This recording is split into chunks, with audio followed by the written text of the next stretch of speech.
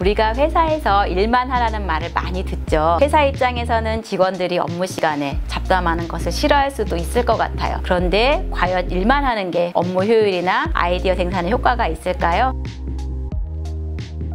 미국 최대 은행인 뱅크 오브 아메리카의 경영진도 잡담이 업무에 방해가 된다고 생각했습니다. 특히 고객과 1대1로 대화하는 콜센터에서는 직원 간 대화를 줄여야 업무 효율이 높아진다고 믿었기에 점심시간을 일부러 엇갈리게 배치하기도 했습니다. 하지만 2013년 미국 보스턴의 빅데이터 기술 회사에서 직원들에게 센서를 부착해 업무 패턴을 분석한 결과 정반대 결과가 나왔습니다. 동료와 자주 대화하고 유대감이 강한 팀에 속한 직원일수록 생산성이 높았던 것인데요. 그 후에 뱅크 오브 아메리카는 1만여 명이 넘는 콜센터 직원들이 팀원들과 점심을 함께 먹을 수 있도록 스케줄을 재조정했고 연간 1,500만 달러에 달하는 추가 수익을 올릴 수 있게 되었다고 합니다. 이 실험 결과는 포브스, 월스트리트 저널 등 미국 주요 언론에 실리고 기존의 경영 이론을 뒤흔든 결과라고 합니다. 북미에서 진행된 직장 내 커뮤니케이션에 관한 2016년 조사에 의하면 직장인의 72%는 동료들과 주말 계획, 날씨 등에 대한 이야기, 44%는 스포츠, 36%는 TV 프로그램 등 업무와 관련 없는 소소한 이야기를 나눈다고 합니다. 특히 회의나 면담 전후 나누는 가벼운 잡담은 분위기를 부드럽게 만들어 본격적인 업무 대화 시 더 우호적이고 덜 논쟁적으로 흐르게 된다고 응답했습니다. 연구 결과 잡담 같은 소소한 대화에는 두 가지 긍정적인 효과가 발견되었는데요. 첫째, 일상적인 대화는 상호 인정, 연결감, 사회적 응집력을 높여 구성원들이 긍정적인 사회적 감정을 느끼게 하고 퇴근 후 긍정적인 기분이나 신체적 에너지를 유지하는 데 도움이 되었습니다. 둘째, 소소한 대화는 사회적 연대감과 조직 시민 행동의 의도를 높여주어 사람들이 감정적으로 연결되어 있다고 느끼는 타인에게 더 우호적인 태도를 보이는 것과 관련이 깊은 것으로 나타났습니다. 창의, 혁신이라는 단어에 가장 먼저 떠오르는 회사가 구글, MS, 애플 같은 회사일 텐데요. 애플과 픽사의 CEO였던 스티브 잡스가 본사를 건축할 때 가장 신경 쓴 부분이 있다고 합니다. 본사 중앙에 커다란 만남의 광장을 만드는 건데요. 어디에서 일하든 언제나 동료를 만나 대화를 나눌 수 있도록 하기 위해서라고 합니다. 2016년 미국 일리노이 대학의 어버너 샴페인 연구팀은 긍정적인 주의 산만과 부정적인 주의 산만이라는 연구에서 근무 중에 잠시 시간을 내어 개인이 좋아하는 행동을 해도 업무적 효율에는 지장이 없다는 연구 결과를 발표하기도 했습니다. 연구팀은 직장인 참가자들을 대상으로 동료의 시끄러운 잡담 영상과 새끼 고양이를 키우는 고릴라의 영상에 의해 업무를 방해받을 때 생산성에 어떠한 차이가 생기는지를 살펴보았는데요. 똑같은 시간 동안 얼마나 많은 분량의 일을 해냈을까요? 고양이, 강아지와 같은 귀여운 영상을 보며 일을 한 참가자들은 제 시간에 일을 끝낸 반면 시끄럽게 수다를 떠는 사람의 영상을 본 참가자들은 절반이 일을 제대로 마치지 못했습니다. 긍정적인 자극은 부정적 자극보다 사람에게 미치는 영향이 크지 않다는 것을 보여주는 것이며 사람은 긍정적인 자극에 지불하는 비용은 크지 않지만 상사의 잔소리를 듣는 등의 부정적인 자극에는 민감한 반응을 보여 지불 비용이 크게 늘어난다고 설명했습니다. 그리고 딴짓은 5분에서 10분 정도가 좋다고 덧붙이기도 했습니다. 즉 자신을 행복하게 만드는 긍정적인 주의 산만이라면 업무의 성과가 반드시 마이너스가 되지 않는다는 것을 보여준 연구였습니다. 이외에도 업무의 창의성을 높이기 위한 활동으로 걷기 활동을 추천할 수가 있습니다. 2014년 실험심리학 저널에는 걷기가 정말 창의성을 높여준다는 연구 결과가 실렸습니다. 스탠퍼드대 연구자들은 피험자가 앉아있을 때와 러닝머신에서 편안한 템포로 걸을 때 길포드 대체용도 테스트를 실시했습니다.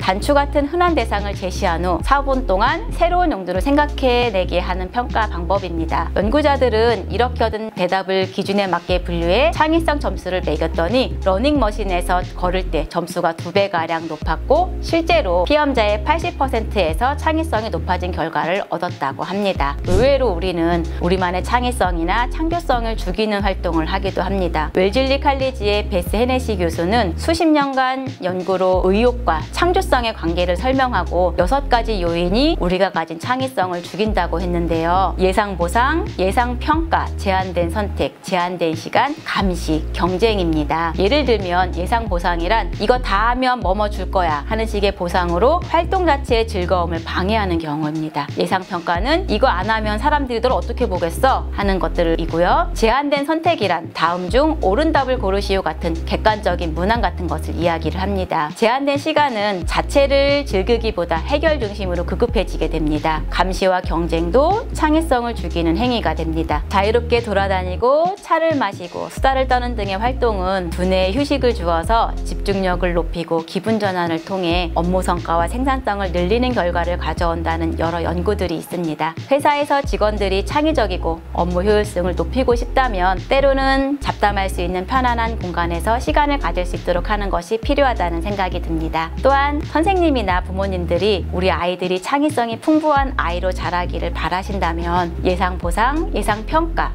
제한된 선택, 제한된 시간, 감시, 경쟁 이런 6가지 요소를 하지 않으시도록 노력하시는 게 좋겠습니다.